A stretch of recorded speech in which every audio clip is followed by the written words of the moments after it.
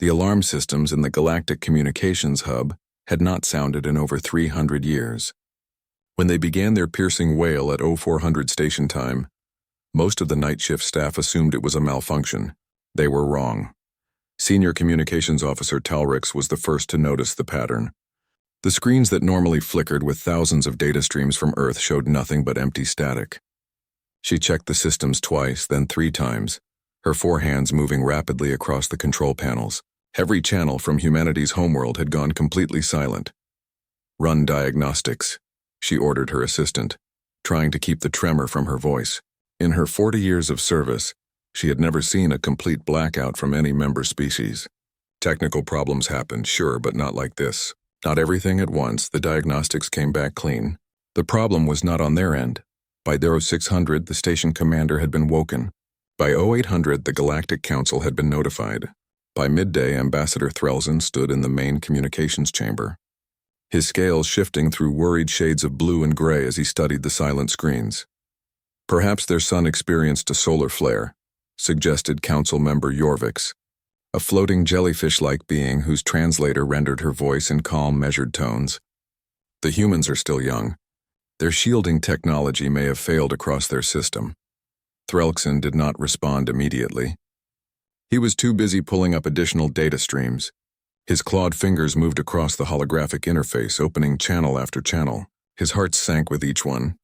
"It is not just Earth," he said quietly. "Look," the other council members leaned closer. The screens showed the status of human colonies across dozens of star systems.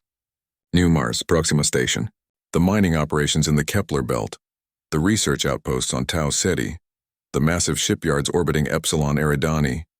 Every single installation showed the same thing: complete communications blackout. 40 billion humans, Threlson whispered. All silent. All at the same time. The council chamber erupted into debate. Some argued for immediate military response, suggesting an unknown enemy had attacked humanity. Others claimed the humans had simply experienced some kind of technological cascade failure. A few suggested the humans might have cut themselves off deliberately, perhaps due to some internal political crisis. Only Threlson remained silent, studying the data with growing dread. He had worked with humans for 20 years. He knew them better than most council members. Humans were loud, chaotic, and endlessly communicative. They broadcast everything: news, entertainment, personal messages, scientific data, commercial advertisements. Human space was normally the noisiest sector in the entire galaxy. For all of it to go silent at once was not a malfunction. It was impossible. "We need to send a team," he finally said, interrupting the arguments echoing through the chamber. "We need to see what has happened with our own eyes." The council debated for another 6 hours before finally agreeing. A reconnaissance mission would be dispatched to the Sol system. Captain Zix of the Vexlar Concordat volunteered to lead it. She was a veteran explorer, someone who had mapped dozens of systems and made first contact with 3 species. If anyone could uncover the truth, it was her.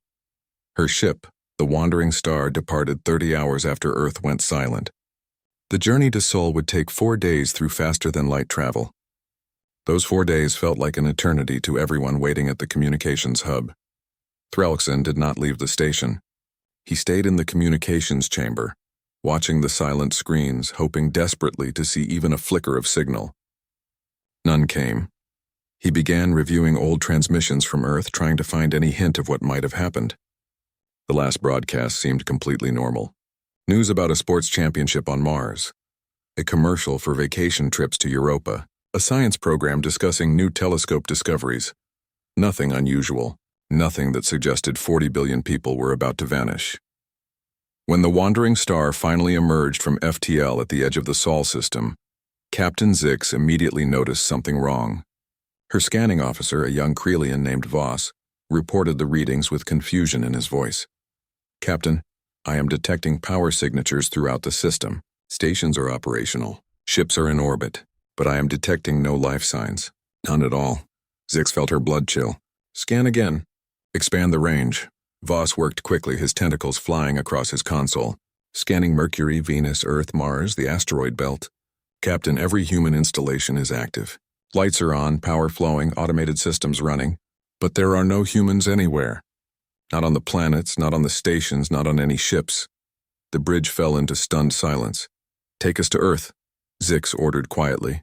As they approached humanity's homeworld, the wrongness of the situation became even more apparent. Earth looked perfect from orbit. The blue oceans, the green and brown continents, the white swirl of clouds. Cities glittered with artificial light on the night side. Satellites orbited in their proper positions. Everything looked exactly as it should, except the planet was empty. They descended toward New York, one of humanity's largest cities. The wandering star settled into a landing zone near the city center. Through the viewports, the crew could see streets filled with vehicles, buildings with lights in their windows, advertising screens still playing their endless loops. But no people. Zix led a landing team into the city. They walked through streets that should have been crowded with millions. Instead, they found only eerie stillness. In a restaurant, they discovered tables set with food that had long since gone cold. In an apartment building, they found homes that looked lived in, with personal belongings scattered about but no occupants. "It is like they all just disappeared," said Voss, his voice barely above a whisper, in the middle of whatever they were doing. All at once. They explored for hours, moving from city to city. Tokyo, London, Mumbai, São Paulo. Every location told the same impossible story. The humans had simply vanished without a trace. As the sun set on their first day exploring Earth, Zix stood on a balcony overlooking Central Park. The trees swayed in the evening breeze. Birds sang in the branches. The automated systems kept the city running as if nothing was wrong, but the silence of human voices was deafening. "Captain," Voss called from inside the building. "I found something. A transmission beacon. It is still active deep underground, Antarctica."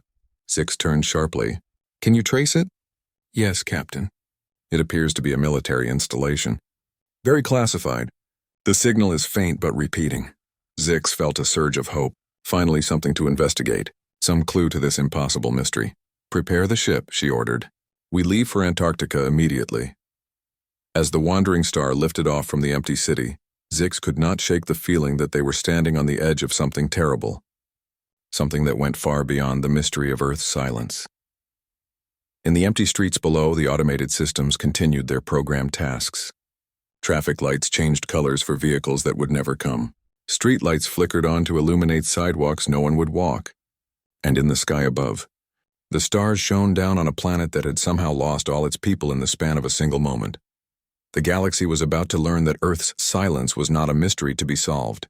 It was a warning. The Antarctic base was buried under 3 kilometers of ice. The wandering star's scanners had taken hours to map the facility, revealing a complex that stretched for dozens of kilometers in every direction.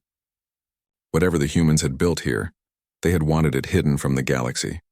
Captain Zix stood in the landing bay as her crew prepared to drill down to the entrance. The wind howled across the frozen wasteland, and even through her environmental suit she could feel the bitter cold of Earth's South Pole. "How long?" she asked her chief engineer. 2 hours to reach the main entrance, Captain. The ice is thick, but our equipment can handle it." 2 hours felt like an eternity. Zix paced the landing bay, her mind racing with possibilities. What had the humans been doing down here? Why had they kept this base so secret? And most importantly, what had happened to make them all disappear? When the drilling finally finished, Zix led her team down into the darkness. The tunnel walls were smooth and cold, lit only by their portable lights. At the bottom, they found a massive steel door with human writing etched across its surface. Voss translated, "Northern Lights Deep Research Facility. Authorized personnel only." The door was unlocked. It slid open with a soft hiss, revealing a corridor beyond that stretched into the distance. Emergency lights flickered along the ceiling, casting everything in a dim red glow. Inside, the facility was massive. They walked through corridors lined with laboratories, server rooms, and living quarters.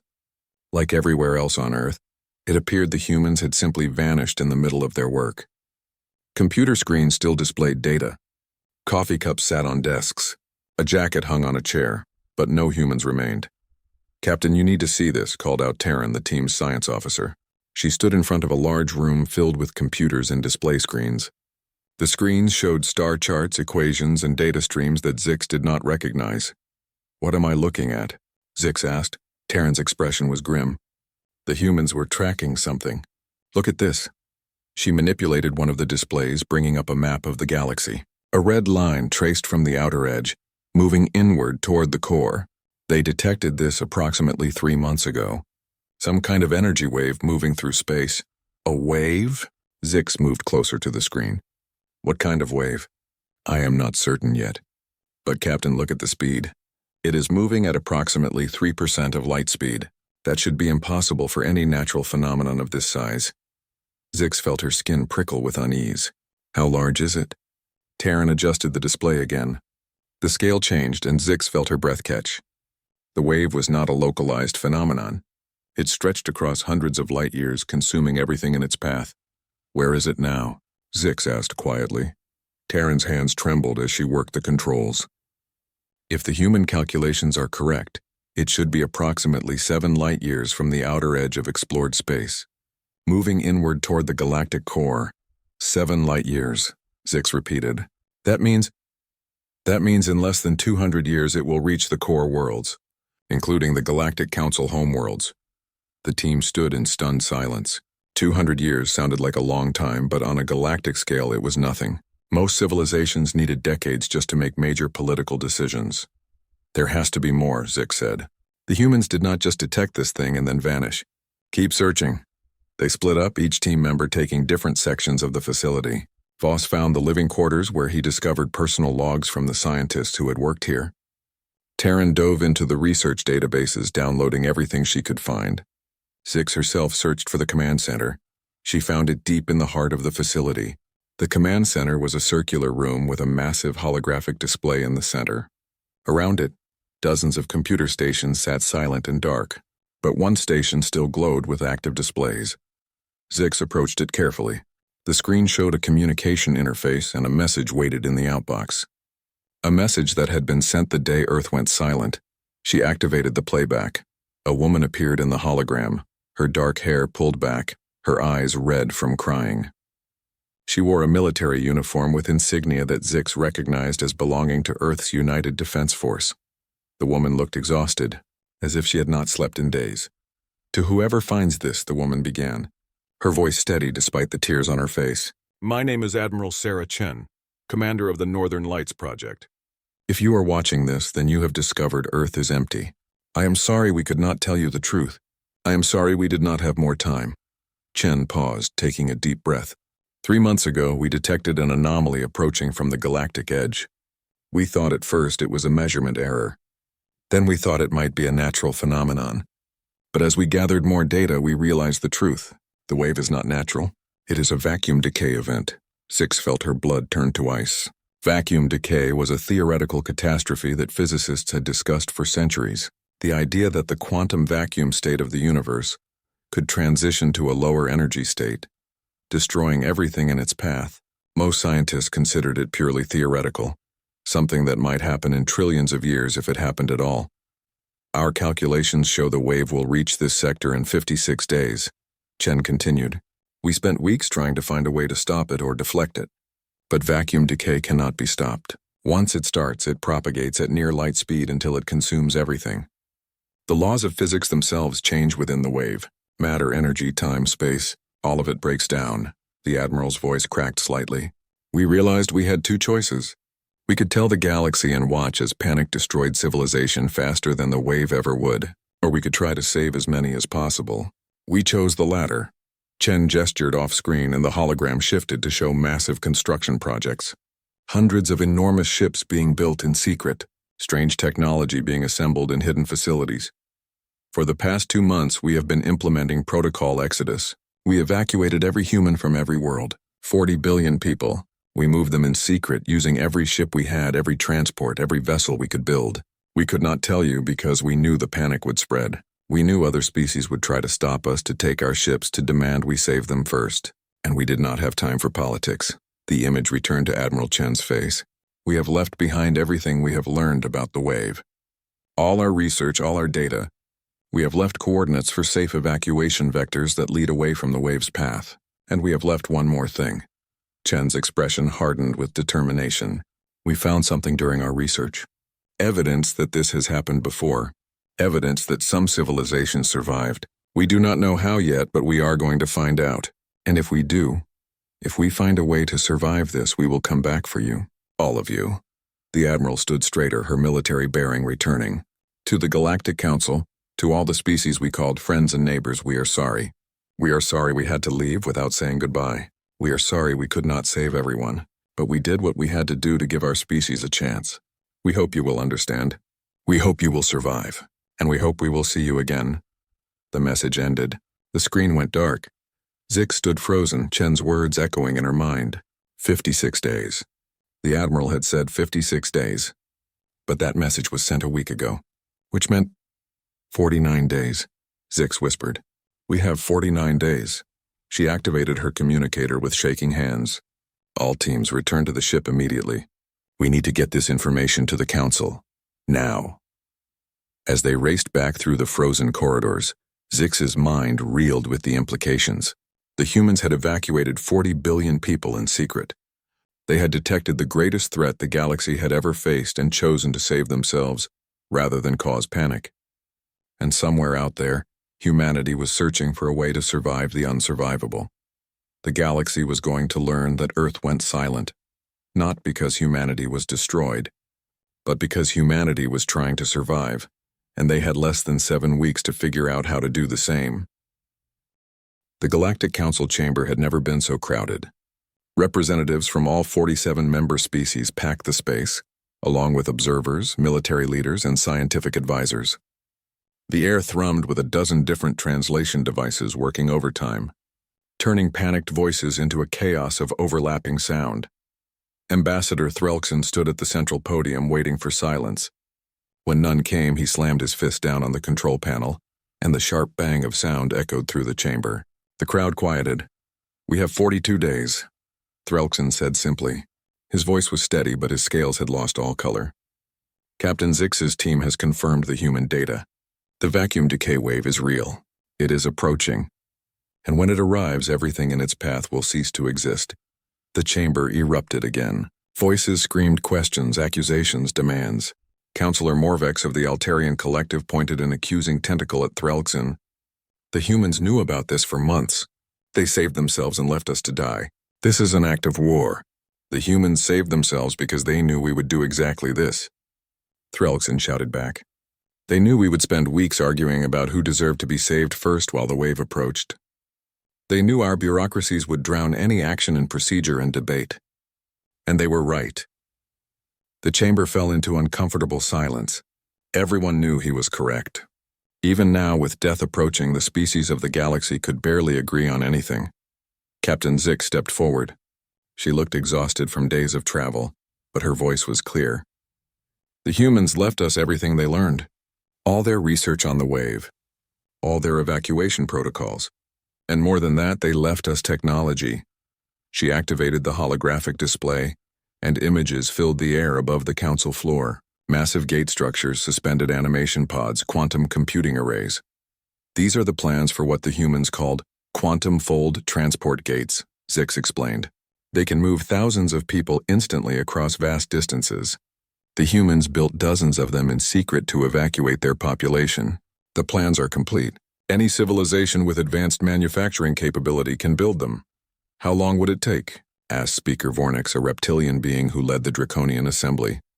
According to the human documentation, approximately 3 weeks if we dedicate all resources to construction. But that is only the beginning. We would still need to decide where to go, how to coordinate 47 different species, how to prioritize who goes first. My people will go first, demanded Counselor Trevix of the Kelsian Empire. We have the largest population and the most advanced civilization. We have priority. Your people will wait their turn like everyone else, snapped Representative Kylix of the Arachnid Confederation. This is a crisis for all species, not just the Kelsians. The argument spread like fire through the chamber. Within minutes, the council had fractured into a dozen competing factions, each demanding priority, each accusing the others of selfishness. Threlkson watched it happen with a sinking heart. This was exactly what the humans had feared. The galaxy was going to tear itself apart before the wave even arrived. He left the chamber and returned to the communications center. He needed to think. He needed to find a way to unite the galaxy before it was too late. That was when he noticed something odd on the screens. New signals were appearing on the human channels. Not broadcasts, but data packets. Automated transmissions triggered by specific queries. He opened one of the packets and found himself looking at a human woman's face. She wore a simple uniform and smiled gently at the camera. "Hello," she said. "If you are watching this, then you have found the first protocol package. My name is Dr. Emily Santos, and I was part of the Exodus planning team. We knew this would be difficult. We knew you would struggle to coordinate, so we left you help." The message continued, and Threlson felt hope kindle in his chest for the first time in days. The humans had not just left technology, they had left a complete evacuation plan designed for the entire galaxy. Over the next few hours, Threlson and his team uncovered dozens of these hidden packages scattered across human space. Each one contained detailed instructions for different aspects of the evacuation: how to prioritize populations, how to organize the construction of transport gates, how to choose safe evacuation routes, even how to handle the political conflicts that would inevitably arise. The humans had thought of everything, but the most important discovery came from the data archives on Mars. Buried deep in the files, Threlson found something labeled Exodus Final Phase, Classification Maximum. He opened it with trembling hands. The file contained astronomical data, energy signatures, and mathematical equations that he did not fully understand. But the conclusion was written in simple, clear language. The humans did not just run away, Threlson whispered as he read. They found something. A destination. According to the files, humanity's deep space probes had detected anomalous readings from a region of intergalactic space between spiral arms, energy patterns that matched theoretical models of dimensional transitions. The humans believed they had found evidence of another universe, another dimensional layer where the laws of physics were different, where vacuum decay might not be able to reach. The file contained partial schematics for something called a dimensional translation engine. The technology was far beyond anything the galaxy currently possessed, but the humans had apparently made progress on building working prototypes. Threlson rushed back to the council chamber. He found it still in chaos, with various species now threatening to withdraw from the council entirely and pursue their own survival plans. "Stop," Threlson's voice boomed through the translation systems, amplified to override all other sound. "I have found something. The humans left us more than just evacuation plans. They left us hope." He uploaded the dimensional data to the central display. The equations and diagrams filled the air, glowing with soft blue light. "The humans found a way out," Threlson explained. "Not just running from the wave, but actually escaping it. They found evidence of another dimension, another layer of reality where we might be safe, and they left us the beginnings of the technology to reach it." The chamber fell silent as the council members studied the data. "This is impossible," said Chief Scientist Vexlar of the Crystalline Collective. "Dimensional translation is purely theoretical. Even if it exists, the energy requirements would be astronomical. We would need the power output of an entire star just to send a single ship." "The humans knew that," Threlson said quietly. "Look at their final calculations. They were not planning to power the engines conventionally. They were planning to use the vacuum decay wave itself. The energy of the collapsing universe would be enough to push through to another dimension. The implications hung in the air like a physical weight. The humans had not just found a way to run from death. They had found a way to turn death itself into a doorway to survival. But that would mean..." Speaker Vornix's voice trailed off. "It means they plan to wait," Threlson finished. "Somewhere out there, humanity is waiting for the wave to catch up to them. They are going to ride the edge of annihilation and use its power to escape. And they left us the technology to do the same," Captain Zix added. "But only if we work together. Only if we can coordinate the entire galaxy to be in the right place at the right time." The council chamber remained silent. Every species present understood the magnitude of what they were being asked to do. They would need to abandon centuries of rivalry and mistrust. They would need to put aside political differences and work as one. They would need to trust each other with their very survival. "We have 42 days, Threlson said. 42 days to build the transport gates, to evacuate our populations, to construct the dimensional engines, and to coordinate the largest joint operation in galactic history. 42 days to do what we have never managed to do before." He looked around the chamber, meeting the eyes of each representative.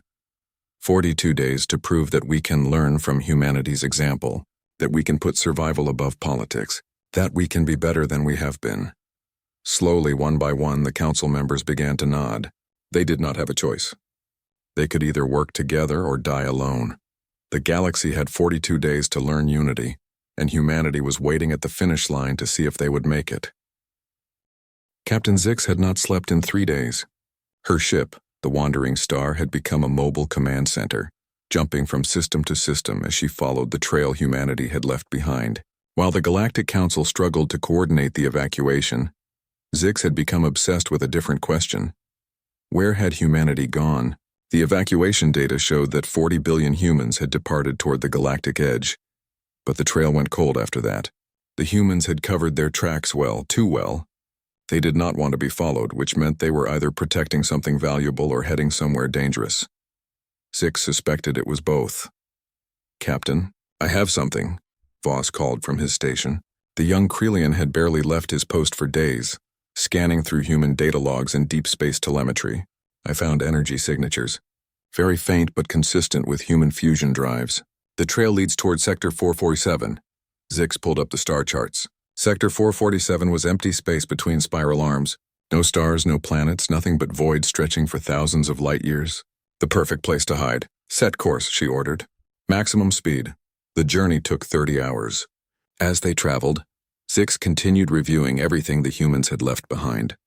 She kept returning to the dimensional translation data. Something about it nagged at her, some detail she was missing.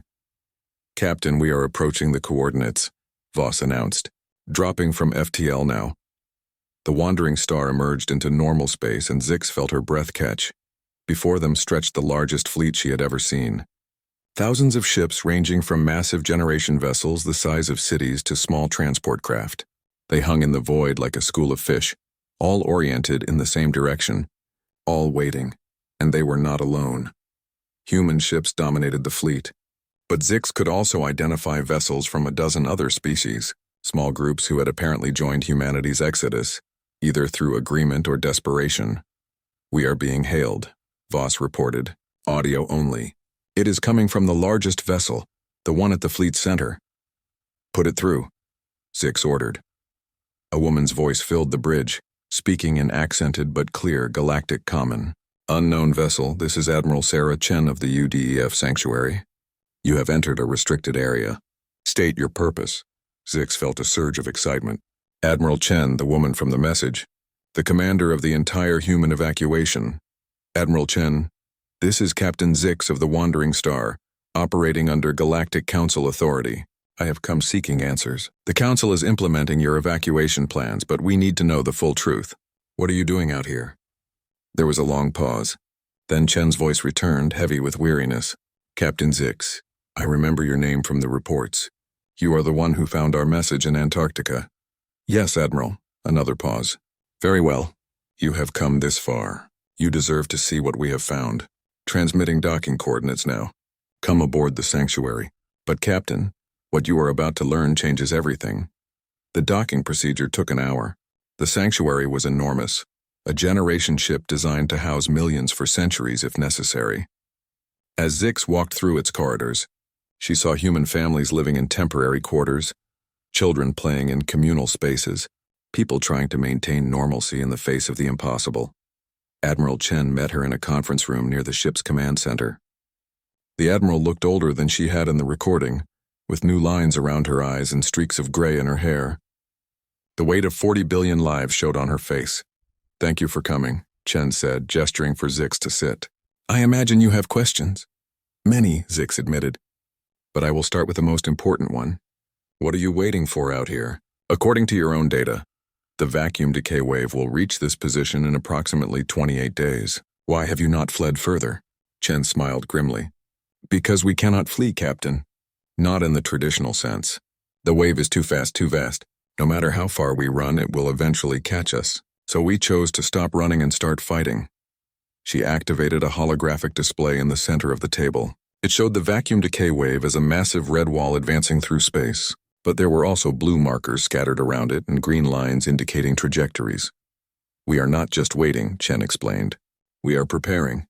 For the past month, our ships have been deploying monitoring stations around the wave's perimeter. We have been studying it, analyzing its structure, measuring its energy output, And we have learned something extraordinary.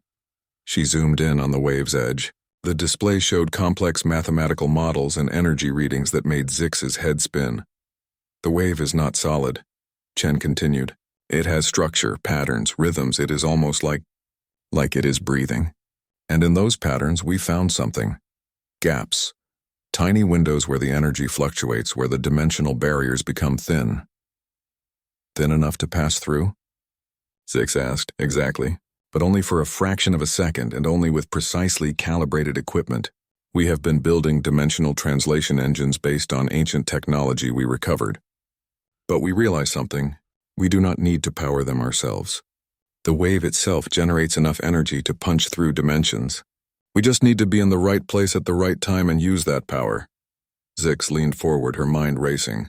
You are going to surf the wave. Use its own energy to escape it. In simple terms, yes. But it is more complex than that. The timing has to be perfect. Every ship in the fleet needs to activate their translation engines at the exact same moment, in the exact same location, or we will be torn apart by dimensional shear. And we only get one chance. Chen pulled up another display, this one showing calculations and probability models. We have been running simulations for weeks. The optimal window occurs in exactly 27 days, when the wave passes through this sector. If we succeed, we translate to a parallel dimension where the vacuum decay has not occurred, where we can survive. And if you fail, Chen's expression hardened, then humanity becomes extinct, along with everyone else still in this dimension. Zix sat back, processing the information. It was the most audacious plan she had ever heard. Humanity was literally betting their entire species on a single moment of perfect timing. Why did you not share this with the council? Zix asked. We did, Chen said quietly. It was all in the data we left behind.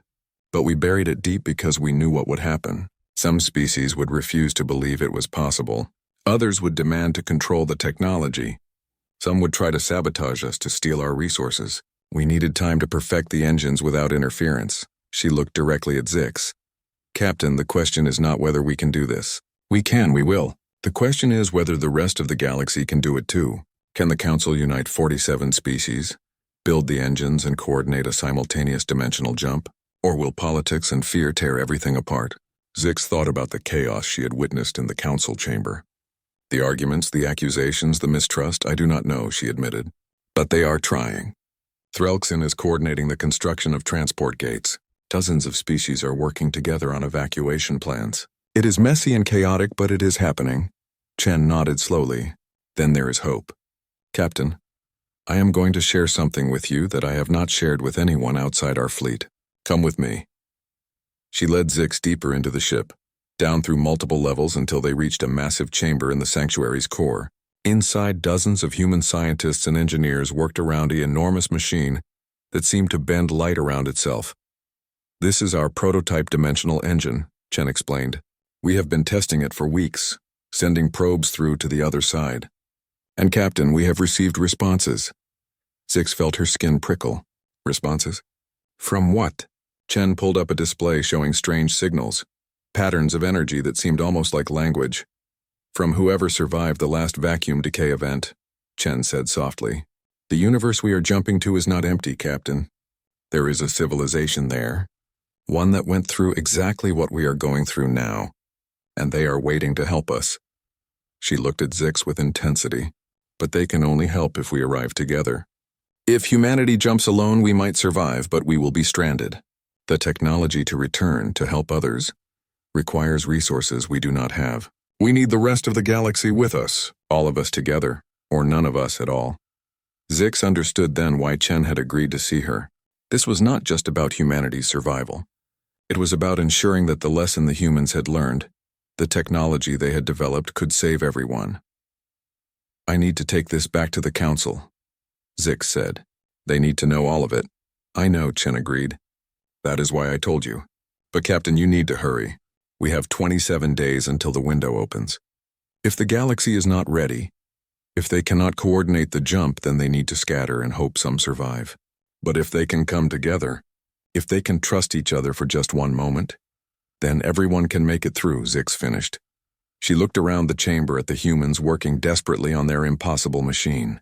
These people had discovered their entire species was doomed, and chose to find a way to save everyone, not just themselves. Served that chance. The final 3 days before the dimensional jump were chaos incarnate.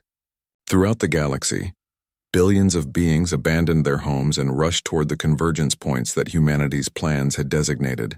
Transport gates hummed with constant activity, moving populations across vast distances in streams of quantum light. But not everyone came. Ambassador Threlkson stood in the communications hub, watching the evacuation status boards with a heavy heart. 23 species had committed fully to the plan, evacuating their populations and building dimensional engines according to human specifications. Another 12 had partially evacuated, with some groups joining while others scattered into deep space, hoping to outrun the wave through conventional means. And 12 species had refused entirely. Some did not believe the threat was real. Others did not trust the human technology.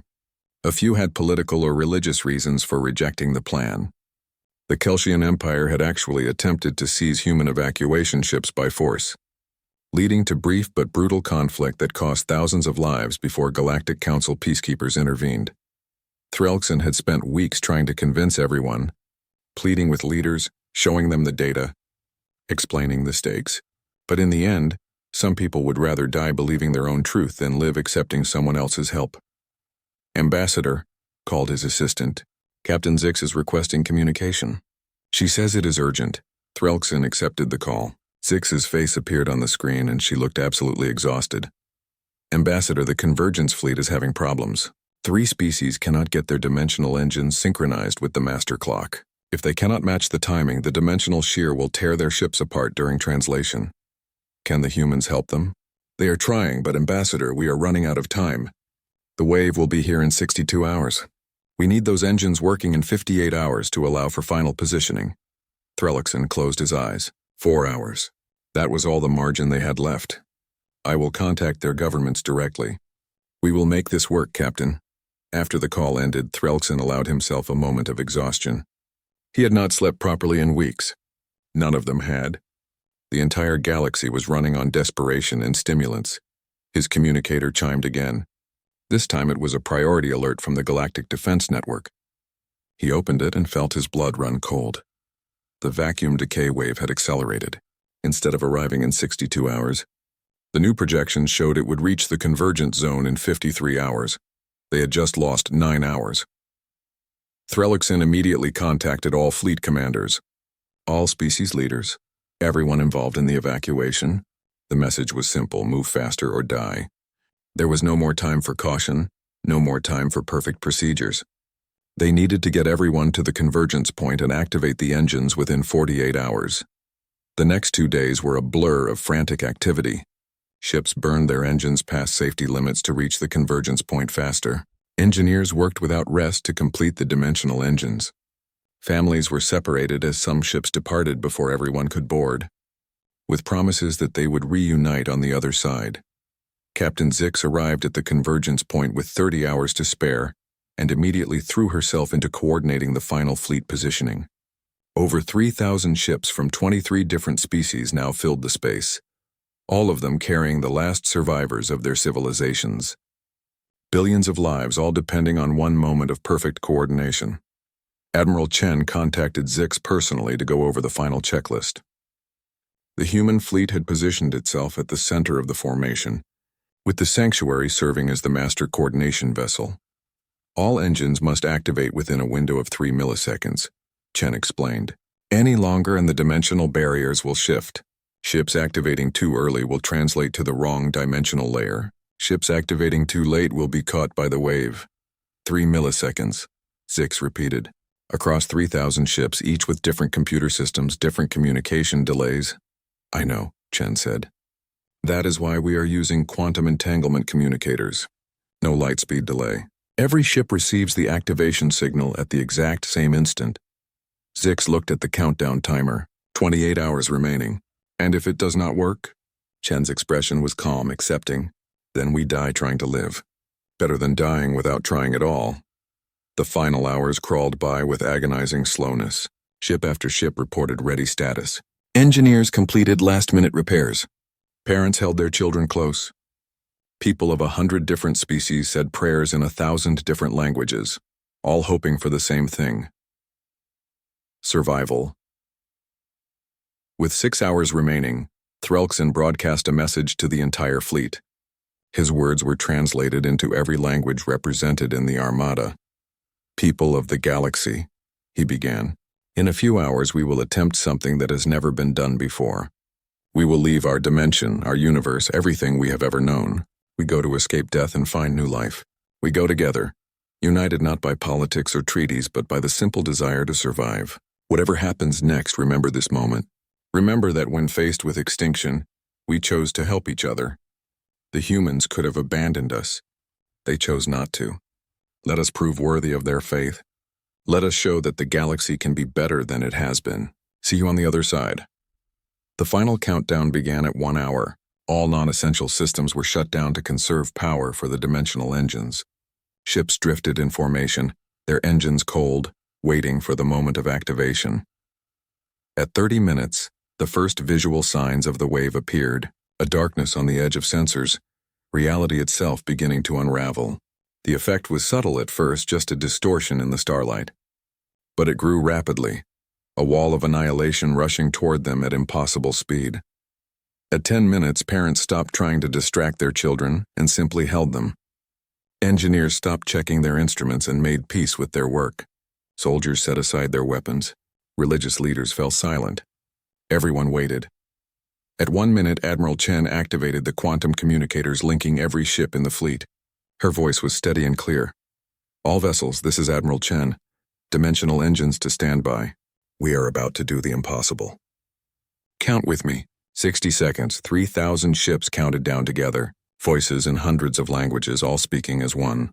30 seconds. The wave was visible now without instruments, a churning wall of broken physics consuming reality itself. 15 seconds. Zix found herself whispering the count along with everyone else, her hands gripping the armrests of her chair. 10, 9, 8.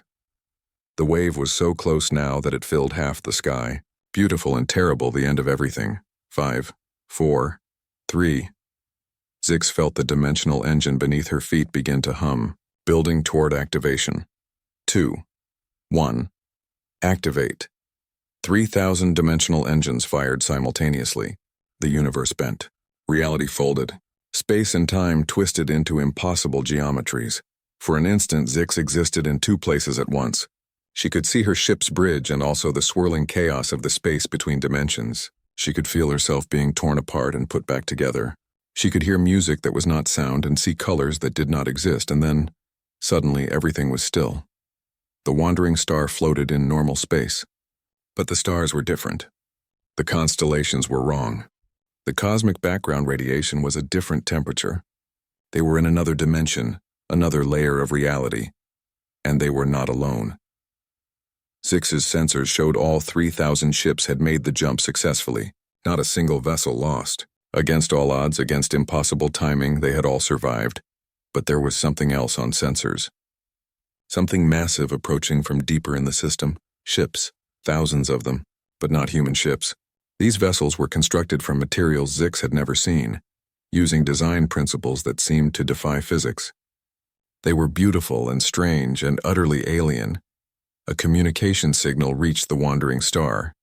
It was not in any language Zix knew, but her translation systems worked on it, slowly decoding the message.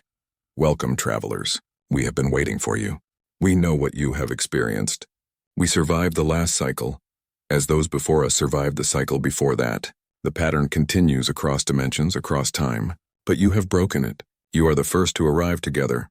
Multiple species united. This changes everything."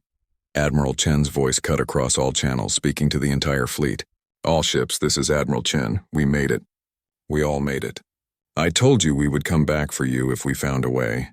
We found more than a way. We found teachers. We found hope. And we found a new home." The Sanctuary's engines fired, moving toward the alien fleet. One by one, the other ships followed.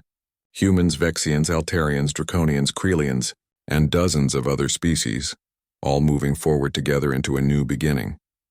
Threlkson watched from his position on the communications hub ship, tears streaming down his face. They had done it. Against all odds, against their own worst natures, they had come together and survived. On the sanctuary's bridge, Admiral Sarah Chen stood and looked at her crew. Her exhausted, brilliant, beautiful crew who had worked miracles to save not just humanity, but everyone who would listen.